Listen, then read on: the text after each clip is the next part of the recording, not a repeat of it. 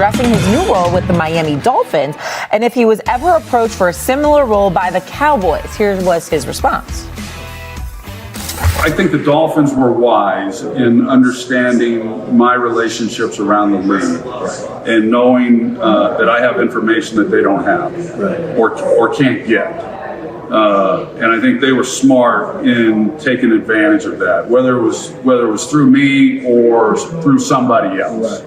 The Cowboys have never elected to do that, at least with me. You know, maybe they have with others, but no, I don't feel there's a conflict. But I will say I'm pulling for the Dolphins. He's pulling for the Dolphins. Dan Orlovsky's with us now. Are Aikman's comments an indictment? Yes. First of all, good morning to Dan. We want to say good morning. Dan, you're lousy. I didn't see you this weekend. I found you when UConn was the basketball capital of the world a week ago. Correct. I didn't see you this weekend, didn't hear from you or anything. I just wanted to say that. But now you can go on to your football point. It's good to see you. Go ahead. Okay. Well, hold on. Okay. I believe he's trying to these talk comments by Aikman an indictment on Jerry Jones and the Cowboys? What do you think? I do not find them to be an indictment. Great to see you, Stephen A. as well, Shay as well. You'll hear from me tonight, hopefully by 11:30 p.m. I don't find this to be an indictment on Dallas. I think there's a couple things. One, players certainly of Troy's caliber being in some type of these advisor roles feels like it's being a little bit more common nowadays.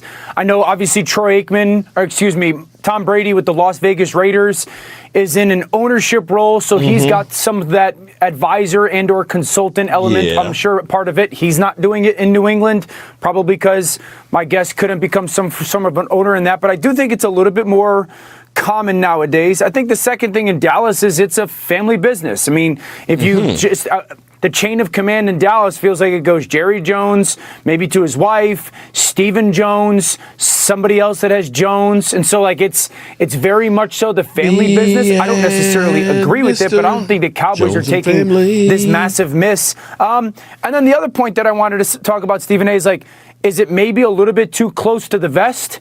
He's one of the great Cowboys of all time.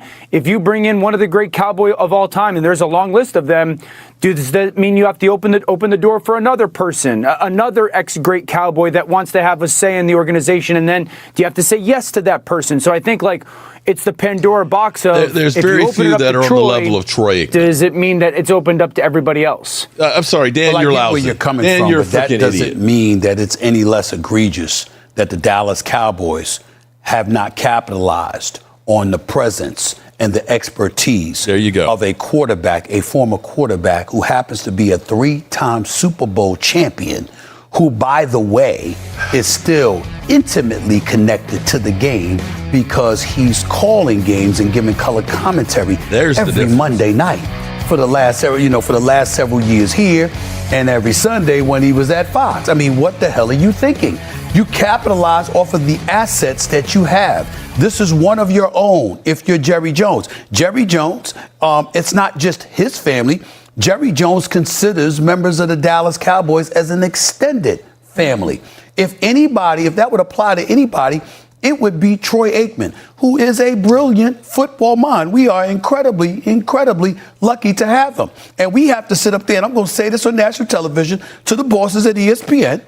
We need to cherish the people that we have. I don't think Dan Orlovsky's going to be here too much longer, to be quite honest with you, because this man knows his damn football, and somebody's going to get smart enough and scoop him up. Somebody is going to come to their damn senses and give Louis Riddick a GM job ahead of football operations because, damn it, he deserves it. Somebody's going to scoop up Ryan Clark, who's obviously a brilliant football analyst. They're going to scoop him up. We have very elite minds here in the sport. Okay, we can just stop the bullshit there. Well, hello there, good people and Eagle fans. Mark Holmes here, and as always, I want to say thank you for watching, commenting, subscribing, and being part of the Joe Boo Sports Report. Without you guys, as well as you ladies, you know that this literally does not work. Hope everybody's having a great day. I see Lady Libra in the house, double dipping. Appreciate you, Lady Libra. We got Alan Williams, A-Crown, Holly Pierce. What's up, Holly? Marcus Blackmore, what's up? We got Dirty Nasty Sanchez. Overkiller, what's going on? How's everybody doing this evening? We've got mega pulls. Okay. I don't know what you're pulling with the mega, but hey, we got Dallas Cowboy for life, Gilly, Broken Halo in the house. We've got Joey. What's up, Joey? How are you doing? We got Victor. Oh my God. Is that the Victor? Victor, where have I been? I've been right here, bro. Victor, where you been? Are you still cray-cray or have you gotten some help? I'm just asking, buddy. You know, shout out to you, Victor. How you doing, man? So we have, I'm going to try and take a frown and turn it upside down. Okay. Look, it hit me. So you got Troy Aikman. Okay. Troy Aikman, former Dallas Cowboy great, at least the number 2 best quarterback that they've ever had. And no, all you Dak Prescott haters, I'm not going to say because Dak's the best one we've ever had. I didn't say that. Roger Staubach is, in my mind. And I'm going to say, I remember watching Roger Staubach, okay? I remember Roger Staubach getting beat the hell out of him. Not that Troy Aikman didn't either. But literally, it was a different game. And Roger Staubach was incredible. Changed the game. Changed the game. Hey, Mark, today's my birthday. James Snyder, today's your birthday. Da-da-da-da-da-da-da-da. Happy birthday to ya. Da-da-da-da-da-da-da-da. James, happy birthday. And many, many more to you. Okay, so here's where I'm going to kind of go with this a little bit. Now, the Dan, you're lousy, sitting there saying, well, if they opened up the door for Troy Aikman to come in here, then of course everybody. Okay, first of all, there's not very many people on the level of Troy Aikman. Okay, but we've had guys who are former players, like Marco Colombo was offensive line coach. We've had Charles Haley coming through, working out with guys on a regular basis.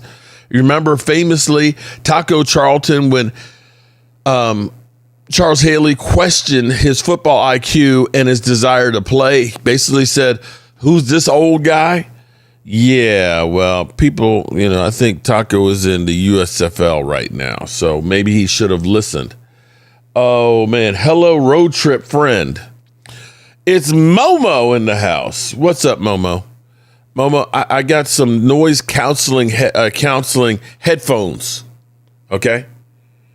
Noise counseling ones. Okay, these ones are so good that you can supposedly shoot off a shotgun and won't hear it. So I think maybe there's a chance that they'll work with you. That maybe there's a chance. Okay? So it's kind of bullshit. The Cowboys are always bringing back people. And you'll remember after Jerry Jones showing his ass, you remember he said that actually he was going to make Jimmy Johnson a consultant. Now, I don't know exactly how that worked out or what kind of counseling he's doing, but you know. Okay. So here's my thing. Maybe there's a chance to still use this relationship. Okay? So the Miami Dolphins, and this is probably one of those things that scare the Cowboys, is when Stephen Jones talked about being in cap hell, well, we don't think the way the Rams are building an organization, a team, is the way you go about building a team, because at some point the bills come due, and we don't want to be in cap hell. Well, cap hell is the Miami Dolphins. And I will say for Troy Aikman that that's a good gig to start with. In the same way, Christian Parker, you've got only one way to go is up. Okay, you right now, the Miami Dolphins, this has never happened before, where a team thought they were building and had everything. They went out and got the best of the best, okay? They thought that, Brian Flores, that he was the problem. He couldn't coach. Although he had, the band of misfits playing pretty well for him and digging into what he was doing. And maybe had they stayed there with him, they would have had better results and not spent so much money. because they went out there and they picked up Tyreek Hill. They had drafted Jalen Waddle. They tanked for Tua. They ended up getting Bradley Chubb and Jalen Ramsey. They had top-tier players there. They thought Mike McDaniels was the boy genius, and he was going to take them to the Super Bowl. But, he dressed like he was going to the mall like a teenager and things. And when it got cold outside, he's bundled up. The players are looking at him like, this mother helper's supposed to be leading us in battle? He's over here shivering. Man, I ain't got no sleeves on my arms and stuff, man. I'm out here battling, and he's up here, like Nanook of the North, bundled up and everything. See, that's why Shotty does things like doesn't wear sunglasses, because he learned from his dad. That relationship with the players is everything. They got to believe in you, that they will run through a brick wall through you. Now, I've slipped and run into a brick wall, and I'm going to tell you it hurts. Okay, don't do that. But that's what a leader does. And they failed. They failed miserably. And so now they're starting over. The salary cap is $303 million. They're spending $179 million of it on people who aren't here. Thomas Garrett, what's up? How are you doing, man? $179 million. They have $131 million to pay the top 51 players in the roster. Bro, that's not even averaging $3 million a player. It's all veteran minimum. So for Troy Aikman, what better job to start with? What better job to start with? That's a perfect one. We ain't got nowhere to go but up. And he's helping to pick the GM, the coach. But maybe the Dallas Cowboys can use that relationship with him. Maybe Troy Aikman's the ace in the hole with Jaden Brooks. They need cap relief. They need draft picks. Troy knows the Cowboys. The Cowboys know Troy. Troy is, a trusted member working with them. Help a brother out here, Troy. And you can root for Miami and still help out the Cowboys. We're in different conferences.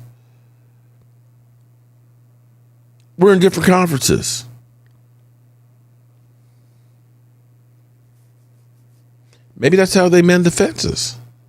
Troy, look, Brooks, it's money. It's money. Yeah, you need money.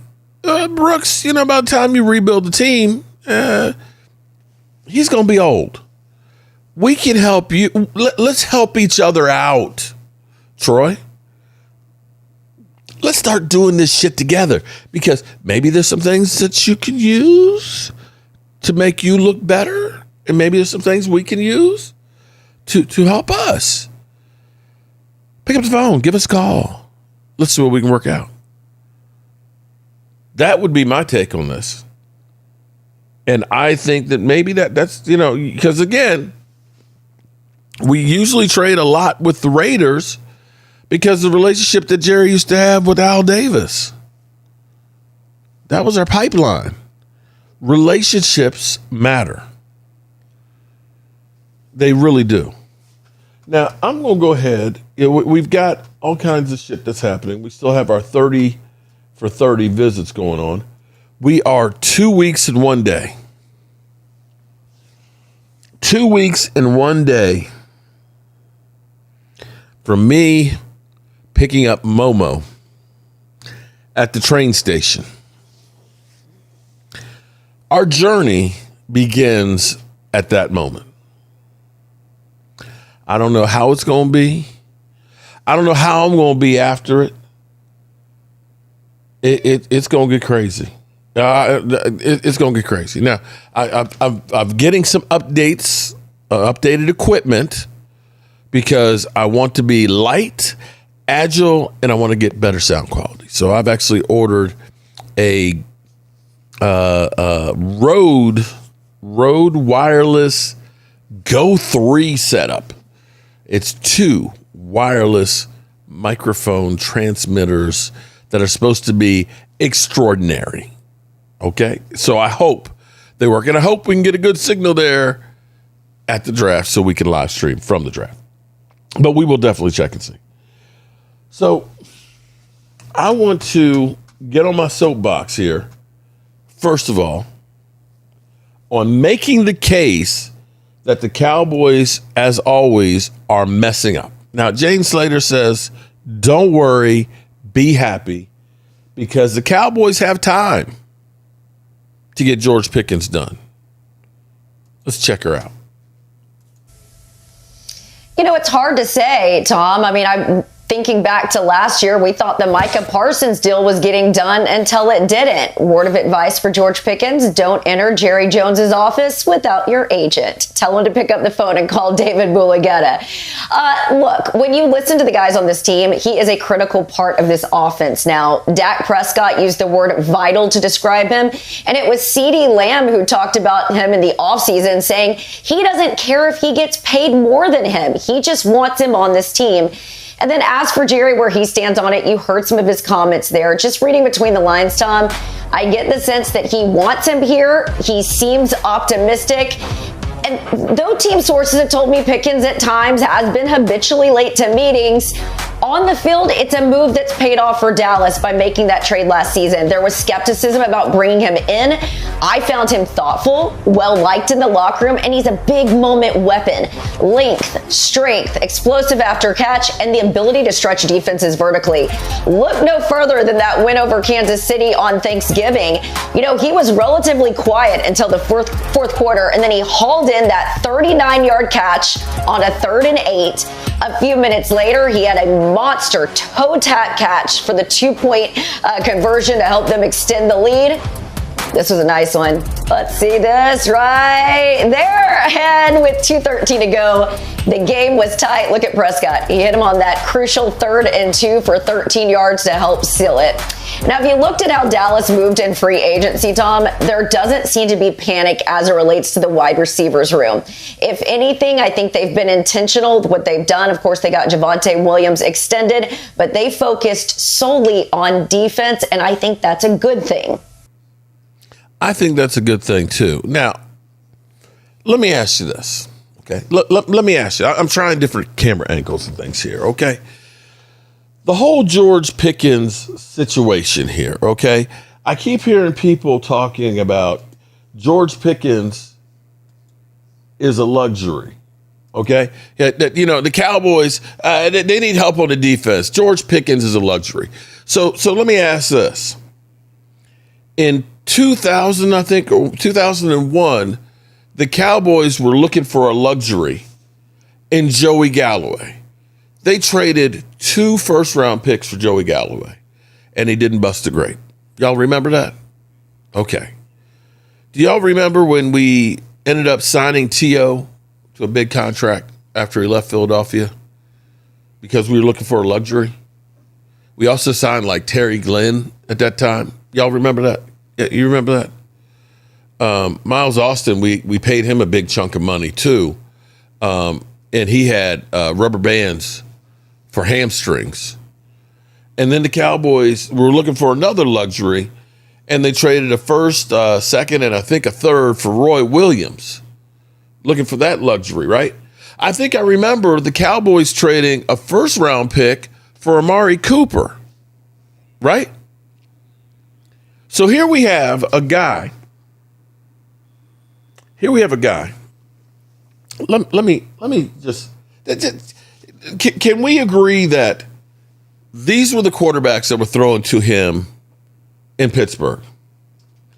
Kenny Pickett, because everybody's always picking it, and Mitch Trubisky. That's his 2 quarterbacks that he had his rookie year. Kenny Pickett, Mason Rudolph, and Mitch Trubisky. What would you expect a guy to do with those guys throwing to him?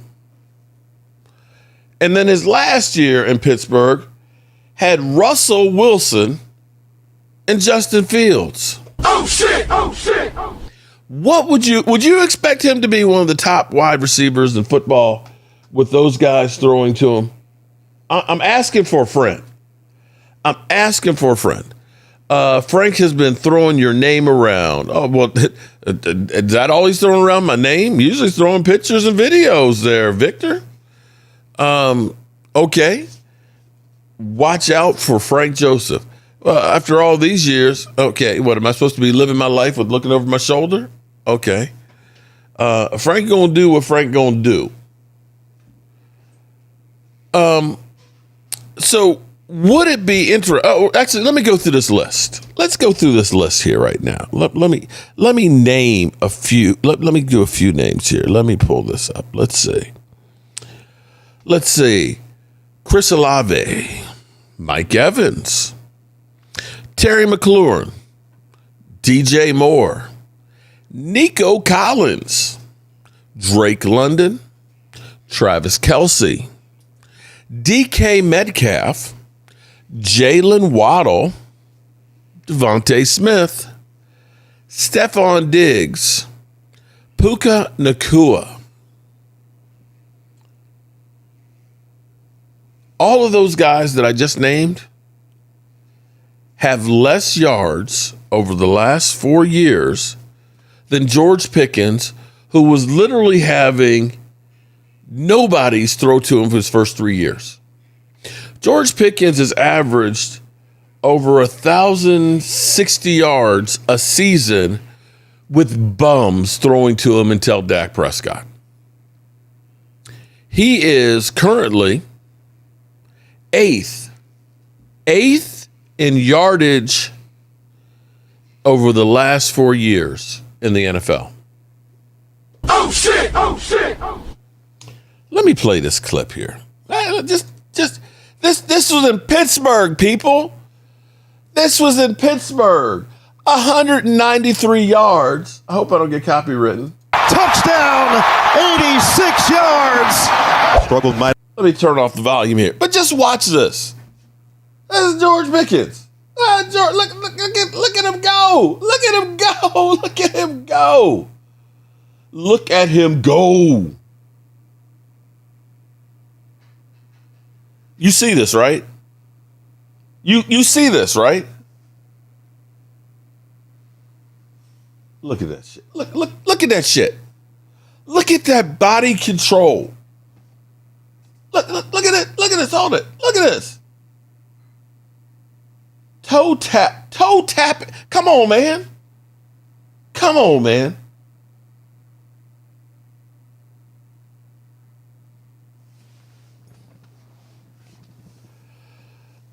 What are we doing here? What are we doing here?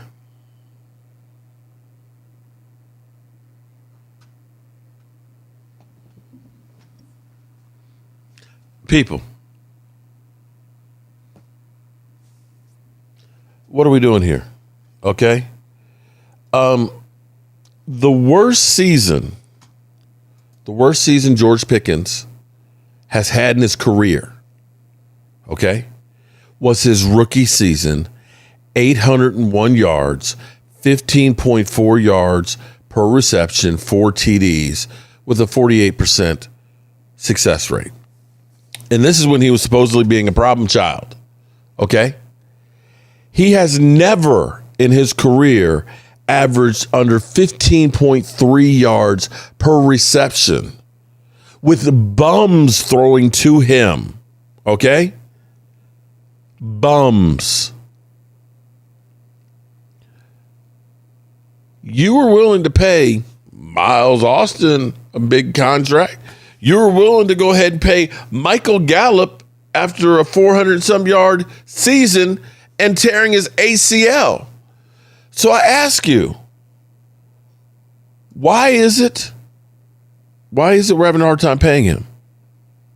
Jalen Waddle Jalen Waddle doesn't have as many yards as George Pickens had. He had 2 in the Miami Dolphins thrown to him. And and before any of you start saying, that's okay, we can just trade him, man. We got Ryan Fenoy. He's good. Did you see how good Ryan Fenoy is, man? Yeah, Ryan Fenoy, man, he's phenomenal. Bro. No disrespect to Ryan Fenoy. He had a good season, 420 yards. That's a number 3 wide receiver. But he is a poor man, Cedric Wilson. And I don't mean that in disrespect. But I remember Philly 500. Dak Prescott's always got great talent, man. He had Cedric Wilson. What? Cedric Wilson? Cedric Wilson was the number 3 wide receiver when you had Amari Cooper and CeeDee Lamb. Nobody covered him. That's why he got 600 yards. And guess what? Ryan Fenoy had the same situation here. He had a good running game with Javonte Williams. More yards than Saquon Barkley last year. And you got George Pickens and CeeDee Lamb. Ain't nobody left to cover Ryan Fenoy. But if you think Ryan Fenoy is going to do what George Pickens did, you smoking some good shit. I mean, some really good shit. Receivers like this are few and far between. And I don't understand why it is we're sitting here, making it so hard to pay this guy that we don't even pick up the phone. Give him a call. Find out what they're looking for. This is what's ass backwards about the Cowboys that drive me crazy. What are we doing? The only people in front of him over the last 4 years, let's go down the list, okay? George Pickens is sitting at 8, right? Justin Jefferson, who's ass. I don't want Justin Jefferson because he's ass. Number 1, Jamar Chase. Can't disagree with that one. Followed by CeeDee Lamb, Amon St. Brown, A.J. Brown, Tyreek Hill, Devontae Adams. Those are the only guys that have had more yards receiving than George Pickens over the last 4 years. And 3 of those years, he had sorry-ass quarterbacks thrown to him. Now, if the Cowboys recognized Joey Galloway, T.O., Roy Williams, Amari Cooper, you went crazy trying to get those guys. But you'd be willing just to let this guy piss him off, make him not show up for training camp, and lose him? See, I remember us being excited about signing Brandon Cooks. Oh, my God, we signed Brandon Cooks. He gets 1,000 yards everywhere he goes. Yeah, but how old is he now? Y'all remember Noah Brown, a.k.a. Clifford Franklin? Y'all remember in Jacksonville, I think it was? I don't know how Dak saw where to throw the football. He's clearing, drops it right in his hands. And Clifford Franklin throws it up. A rainbow that gets picked up and run in for a touchdown for the game winner. They put me in time out on the other channel. Big Spang Dog, I didn't see it. I don't think you said anything crazy. You good, dog. That's some good shit. Me either, Nick, but they put me in timeout. Okay. I don't know who put you in timeout. I'm sorry. It wasn't me. Totally ass backwards.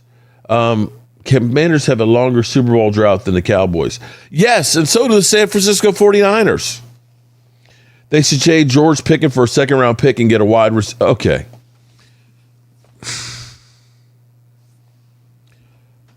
Why do I talk?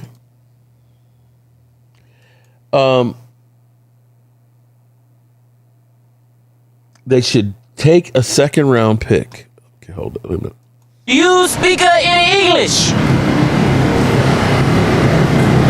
Do you understand the words that are coming out of my mouth?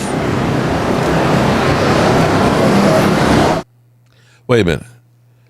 They should trade George Pickens for a second round pick and draft a wide receiver out of Indiana.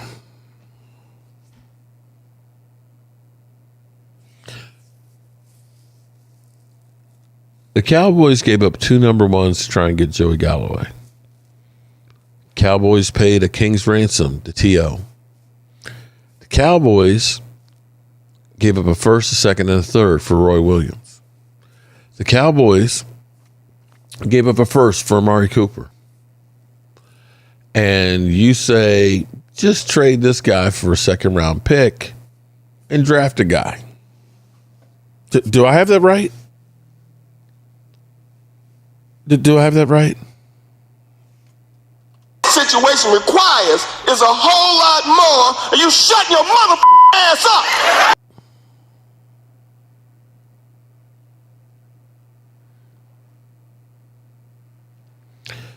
James Snyder, Mark, my mom has cancer, has spread through her body. She's going to hospice, going to see her tomorrow. Oh, James, I'm sorry. Sending prayers to you, man. I'm sorry to hear that, man.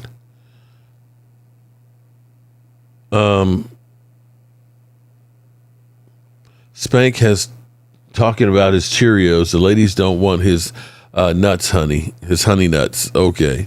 All right. They're getting no O's from him. That I'm sorry. That makes no sense. To draft a rookie. Okay. And I'm not saying the guy's not good.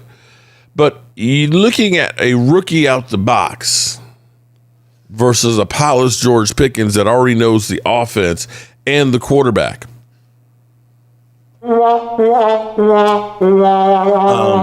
That was doing 4 catches, 193 yards. Okay. Moving right along here.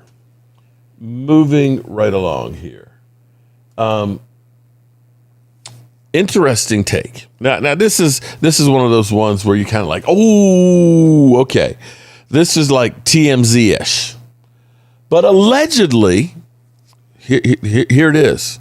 If you want to try and connect the dots, Avril Reese is looking for rentals in Dallas. Oh shit! Oh shit! Oh shit! Oh shit! Does that mean he thinks he's going to be drafted by the Cowboys? That the Cowboys are going to move up and get him? He'll probably go second. And he's probably going to be working out with our pass rush specialist, after the draft. So it's probably why he's doing that. But it sounds good. It kind of sounds good. C. Holly was brave enough to say it was her. We're friends now, Holly. So if I put you in timeout, that makes us friends? Does that work with Momo too? That's a troll, Mark. Oh, okay. Mark, hate to interject politics in it, but Jerry and his what? Jerry and his what? I'm going to say this as my wife comes up the steps. Okay? I love my wife. Oh my God, I love my wife. I love her to death. There is nobody that I would rather be with. But do I love every single thing about her? Sometimes, there's some shit my wife doesn't like. It's okay. There's some shit that, right, honey? Wouldn't you agree? There's some shit about me that you don't like. But you love me, right? That is true. See?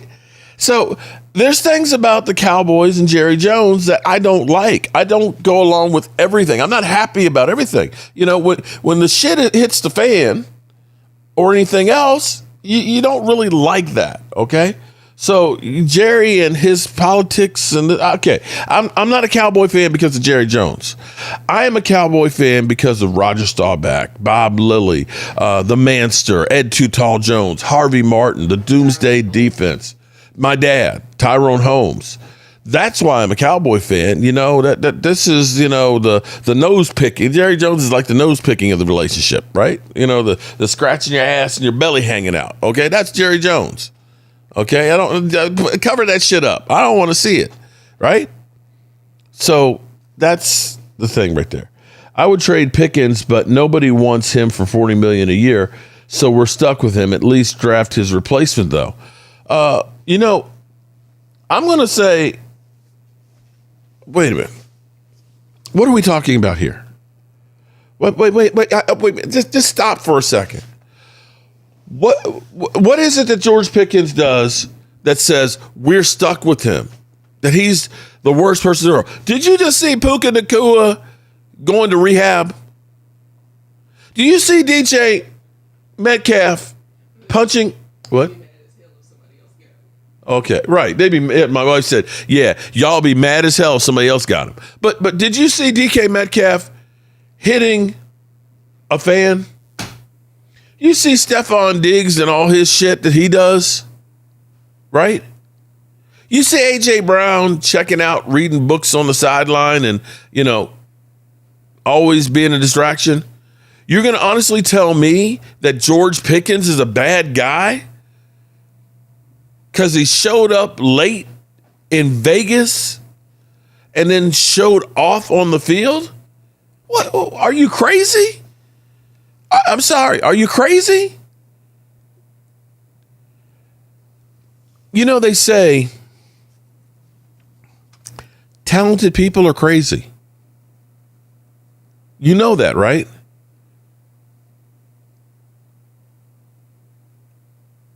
You know that, right? Damn, what's the artist that cut his Da Vinci? Not Da Vinci. No. What is that? Damn, he cut his ear off. One of the greatest artists in the world. Yeah, let me cut my ear off. Are you crazy? Yeah, but I can paint. Right? Look at me. I'm very creative and I'm a little crazy. Okay? My nickname was Crazy Mark, FYI. Okay? Because they didn't call me Crazy Mark because they thought I was sane. They thought I was a little crazy. Don't forget Hill. Oh, yeah, Tariq Hill. Yeah, what about Tariq Hill? Tariq Hill and all of that. Look, I'm married, but I got 5 baby mamas the same year. And I'm punching people on the dock and getting, yeah, okay. So y'all out here saying, oh, we should sign Tariq Hill. First of all, the dude may not ever play again because he's got nerve damage and waiting for another knee operation. But y'all ready to jump on, get Tariq Hill. But no, George Pickens?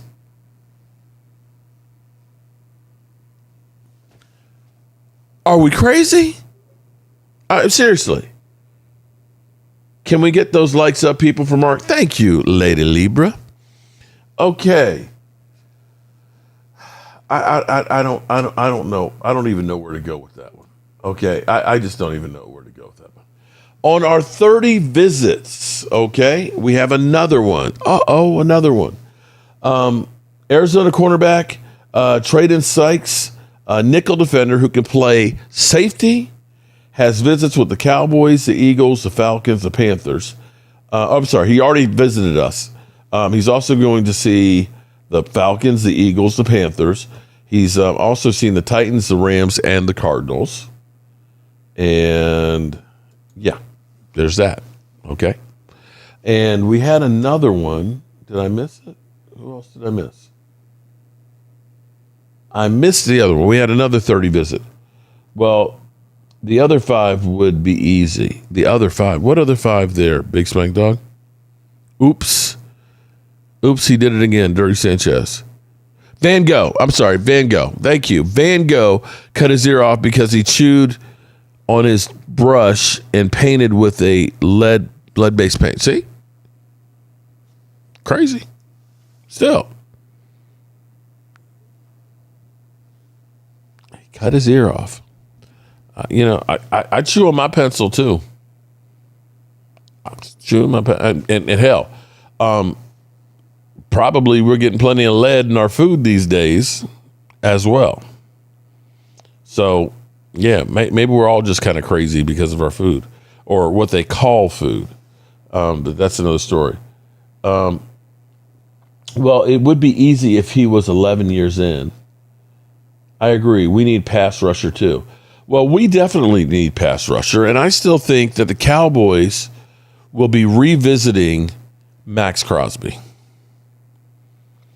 I think that you can definitely think about that one. I still think the Cowboys, for all their faults, and, you know, people are saying that the Cowboys haven't done anything on here. One thing I can say about the Cowboys that has been good is they have not done shit in free agency forever.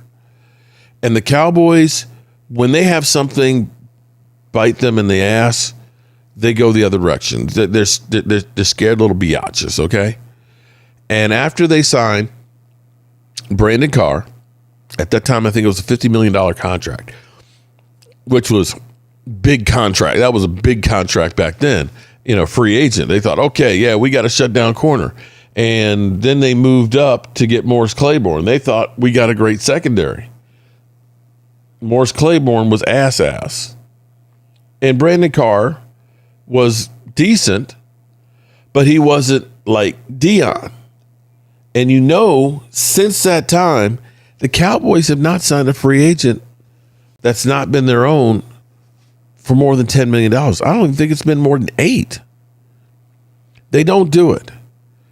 The Cowboys have spent the least on outside free agents over the last 10 years. Okay? Which is crazy that they've been actually able to. 49 fan, Max Crosby, you haven't paid Pickens yet. Actually, they have paid Pickens. Pickens' money is already accounted for, $27.5 million, bro. If they were wise, they'd get him a long-term deal, which would drop his $27.5 million to maybe 8 or 9, and have $20 million to pay Max Crosby. How about that? Right? But for the Cowboys, we never do anything in free agency. We usually are watching our players go sign elsewhere.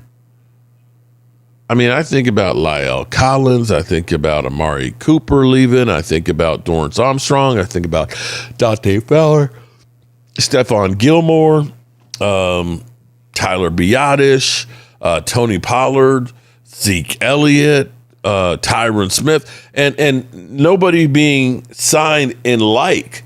You know, the reason why the Cowboys get so many comp picks is because they're usually letting go. And if you don't understand, the way a comp pick works is if you lose a high-valued player by their contract and their playing time versus what you sign, if you don't sign somebody of like value, you get a comp pick.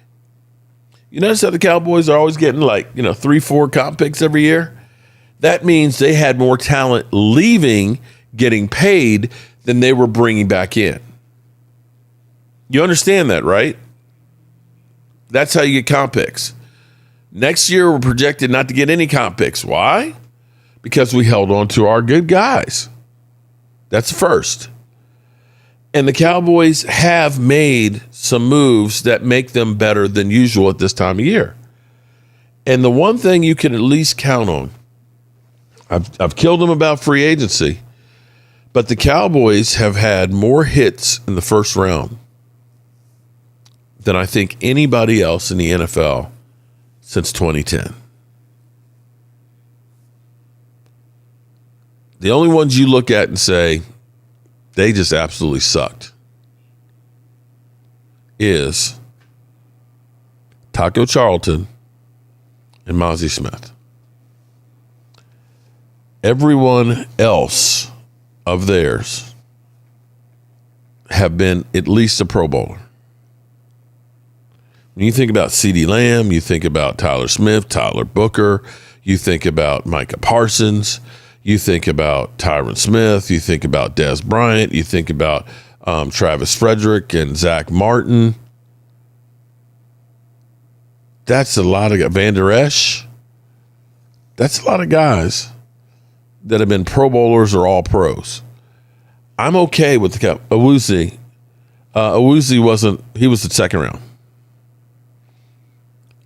Awuzie was the second round. He was the first round. We took Taco in the first. I was there. That was in Philly. Because that was when Drew Pearson was on stage and he did the whole diatribe of killing the Eagle fans and everything. And it was Awuzie because it was the second round. Because I was in the second row right there, and it was so loud inside, I couldn't hear what Drew Pearson had to say. All I could hear was Cowboys suck, Cowboy from the Eagle fans over there. That's all I could hear. Button messing scrub, no Super Bowl. Better than usual, so what is usual? Oh, I know, get the wild card in Dak's cruising. You know, Big Spank Dog, it ain't like your team. Wait a minute. Let me pull something here. Hold it.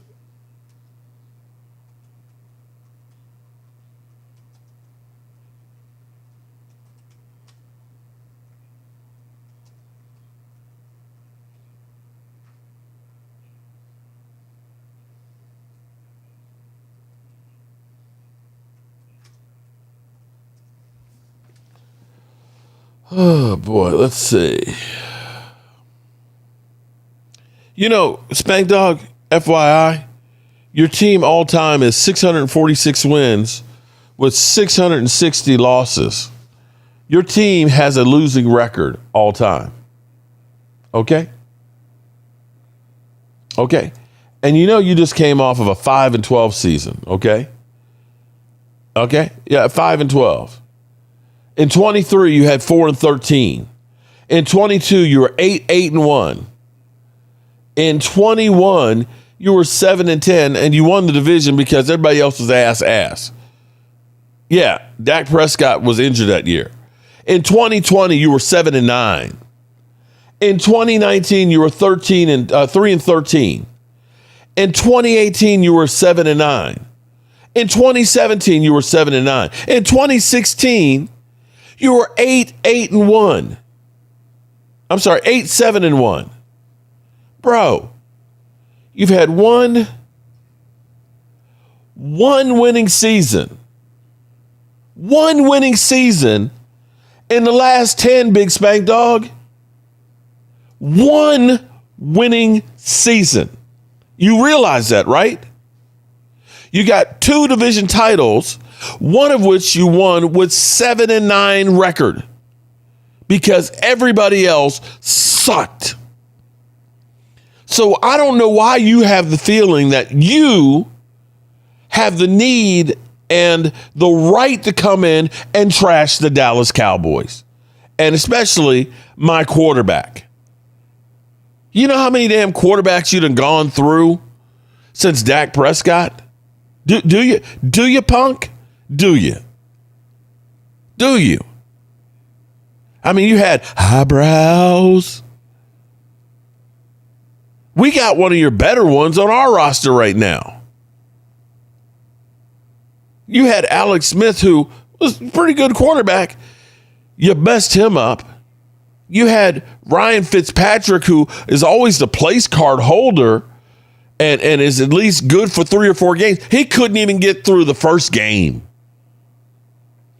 You had probably the most cringeworthy team song, put your left hand up, knowing that you ain't got no deodorant on and you stink.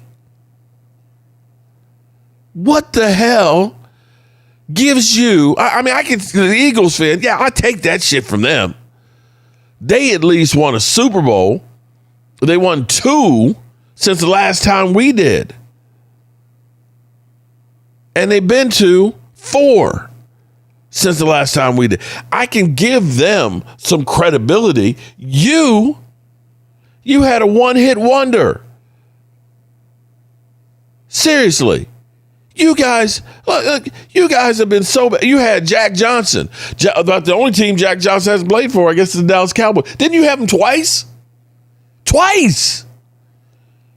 You took Carson freaking Wentz, and had you not played him, you might have made the playoff because he choked for you. Bro. Situation requires is a whole lot more, and you shut your mother ass up. Come on, Big Spank Dog. You good people, but you ain't got nothing to crow about, man. You do realize that you lost not once but twice to the Dallas Cowboys last year. And understand, bro, you were about due to have a good season. You were about due. It happens about every 10 years for you. You had RG3, his rookie year. Great season. And then it was due for another one. And more than likely, you're going to be ass this year again. Dan Quinn will get fired, and you'll be finding somebody else off the scrap heap. Scrap heap. Damn.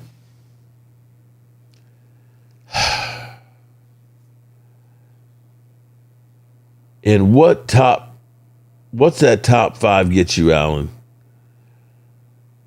Momo.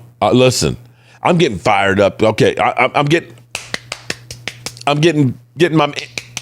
my ammunition ready to bitch slap you. Okay, I'm getting warmed up, man. Because I know you're gonna be coming back to you. Look, the Dallas Cowboys and Jerry Jones. What did they do? What has your team done, Momo? What has it done? Nothing. Zero. Zilch. Zingo. You still haven't caught up to the Cowboys in Super Bowls. You had a great run in the 80s, bro, that rolled into the early 90s. That's it. End of story. Damn. Just like y'all been doing this offseason, practice squad players. Okay. Well, it's amazing how our practice squad players lit you up. When you guys, remember, I'm old enough to remember that this time last year, everybody was saying that the Commanders, oh my God, the Commanders, they're one of the top teams in the NFL. Commanders, oh my God, Jalen Daniels, his second year. Terry McLaurin, oh, they got Deebo Samuels and his baby. Oh, they signed Laramie Tunsil. Oh my God. They're bringing back Zach Ertz. Oh my God, the Commanders' offense will be unstoppable. They're going to be great. Year 2 of Dan Quinn. That defense is going to be stout. What happened, man? Big Spank Dog. What happened? Bro, seriously. What happened? Oh, and thank you, Sugar Daddy. Momo. Hey, man, we going to win the division. We're going to start out 7-0. 7-0. Did you get 7? No, you didn't win 7 games even. Oh. Okay. I'm just checking. Okay? All right. It's now time for our daily dose of dishing on the Eagles. And it seems like the odds-on favorite right now is come June 1st, A.J. Brown will be leaving the building. Dive in with some Graziano oats, and let us start with the Philadelphia Eagles. How much chatter was there about A.J. Brown around the various swimming pools that you guys were hanging out in Phoenix? A lot. The sense everyone seems to have is that after June 1st, when the cap hit would be less, the Eagles would consider trading him, and the Patriots are seemingly the team that everyone wants to connect him to. So Mike Vrabel was talking somewhat openly about it. Howie Roseman and Nick Sirianni kept repeating the same thing, which is A.J. Brown is a member of the Eagles, like as if they were programmed to do it. Mm-hmm. So, but the cap hit drops significantly for Philadelphia if they wait till after June 1st. So unless somebody comes before the draft and blows them out of the water with an offer, I think this picks up again in the summer, and New England's the spot to watch. Dominique, help me with both sides of that. Let's start with the Eagles. If the Eagles trade away A.J. Brown, and we may get some clues here depending on what they do in the draft, sure, take some receivers, et cetera, et cetera. But what would that mean to you? What would that mean for the Eagles, who are a Super Bowl aspiring team, if they trade away A.J. Brown? Yeah, I mean, I think the automatic response is that they got a little bit worse, but I imagine that with the new offensive coordinator, they'll try to construct the offense around Devontae Smith as being their number one. They added Hollywood Brown in the offseason, who's another dynamic athlete that they could make plays with. And of course, they still have Saquon Barkley, but I think it does lessen the power of their offense. But sometimes if the offense can evolve some, it can still be just as or more effective, because fundamentally the best part of this Eagles offense when it was at its best was the O-line. So that's the most important part. Getting that right, I think, allows everything else to fall into place. If you're Howie Roseman, are you trading A.J. Brown? Nope. I'm calling in A.J. Brown, Jalen Hurts, Nick Sirianni, and Sean Mannion. We have a little family business screening. Okay. And we're going to sit there and say, hey, we're going to either succeed together or we can all be gone. So A.J. Brown's too talented. At 29 years old, he is a frontline difference maker and a cautionary tale.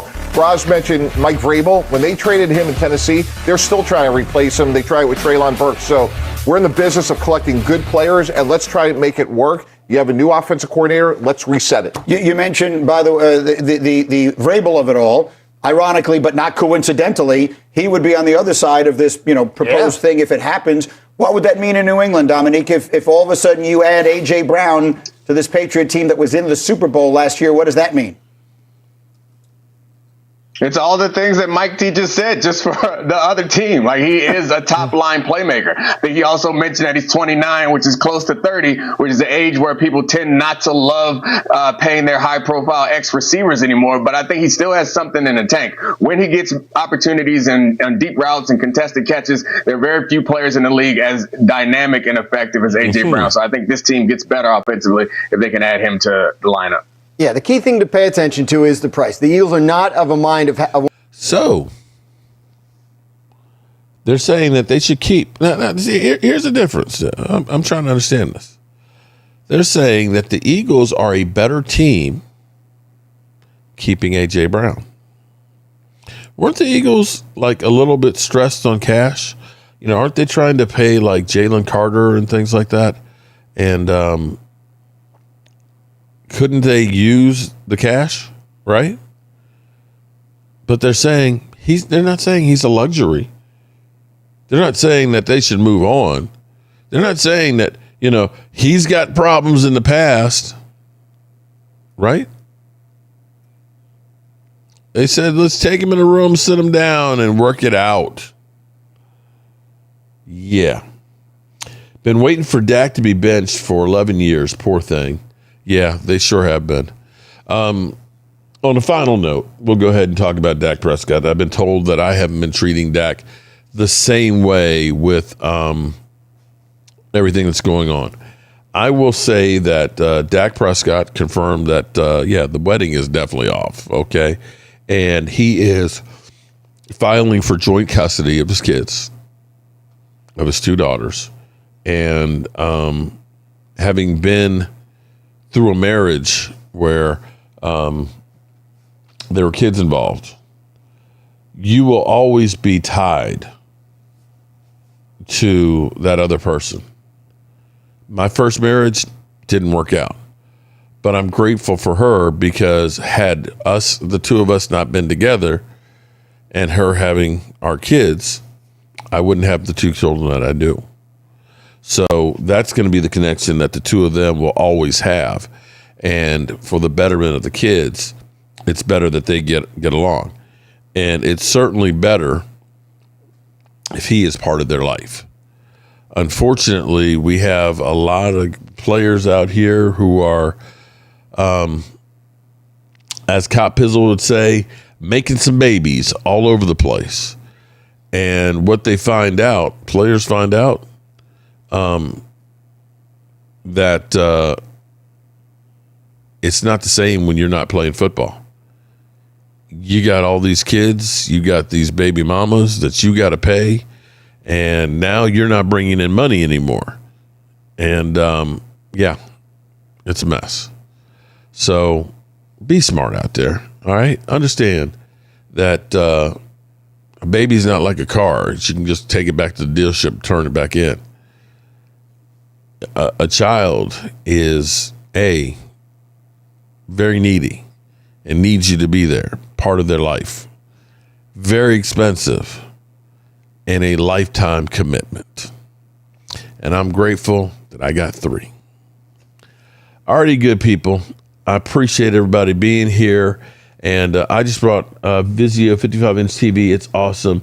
It's like ultra high definition. It looks amazing and it's big. Just brought it today from Walmart. That's great, DaCosta. But let me warn you, man, if the picture is crystal clear and all that, you might not want to watch my YouTube channel.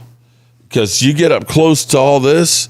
Now it looks better than usual because I thought I was doing something good. I was like, let me edge my stuff up a little bit. Let me cut up, let me edge the mustache and everything, right? Trying to clean it up.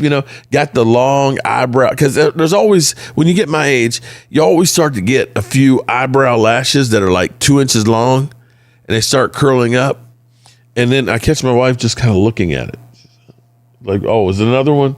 And then you kind of grab a hold of it like, damn, look at it. Look at that. It's really long. Okay, so I got rid of all that stuff. And she saw me and she's like, what did you do? I said, look, I was trying to make my face pretty. She's like, no, I like the wild man look. I guess she likes Sasquatch. Go figure. All right, good people. Thank you, Mark, as always, good people. Have a good night. No, thank you all for being here and being part of the show. I really and truly appreciate y'all. And we've got 2 weeks and a day till Momo tries to take over the channel. And we get ready for the draft. Peace out. Turn out the lights. The party's over. They say that all good things must end. Call it a night. The party's over. And tomorrow and next year starts the same old thing again.